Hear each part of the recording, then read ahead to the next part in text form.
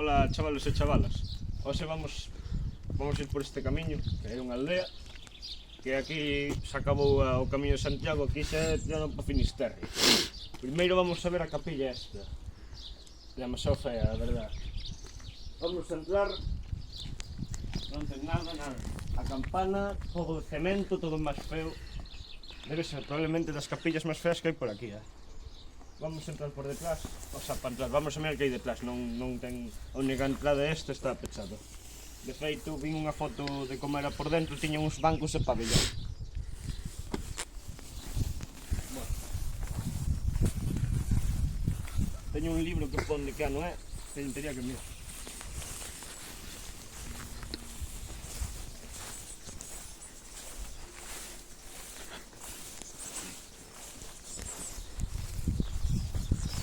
Aquí un hueco,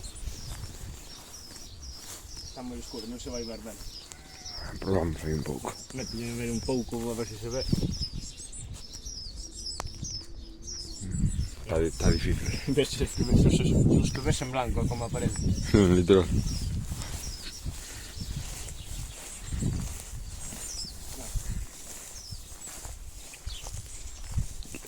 Nada, esta capilla non ten nada.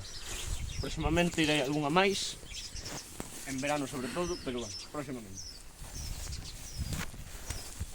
Vale.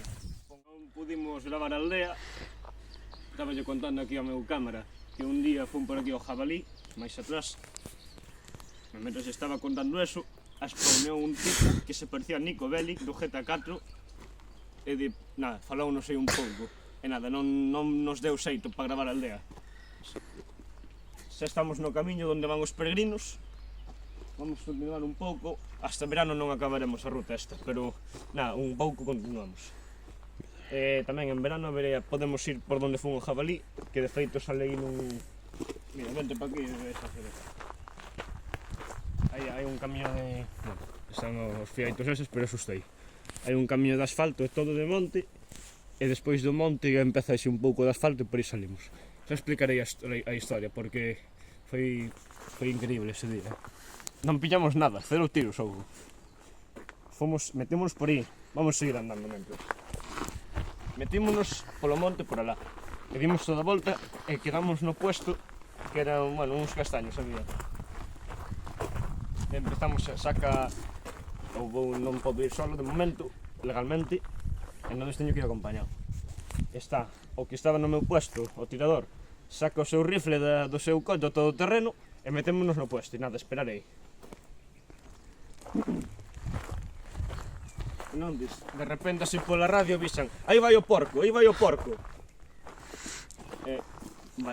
porco rompía, non sei en que dirección, se dereita ou esquerda, non sei onde rompía. Eu sei que o que avisou pola radio, creo que estaba a dereita, nun maizal que había xa noutro, xa era ao límite entre outro concello. Non de xa. Viñan os cans, supoñíase que a cousa estaba, que o bicho estaba aí, pero os cans viñan de aí, non se entendo que o bicho estaría aí.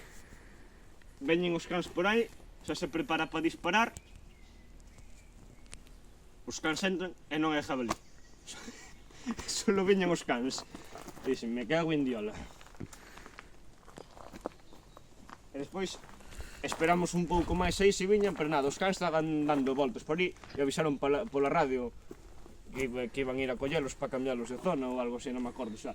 E nos cambiamos outra vez de posto e xa no outro posto que era un pouco máis adiante que ese no que estábamos. Mira o bejorro aí. Está rebelde. Está ota.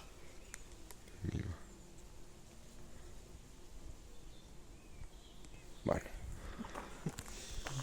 Cambiamos de puesto, empezan a vir outra vez os cans, saca o rifle, prepárase, eso xa era un prao, estaba rodeado de monte, pero era un prao, unha leira.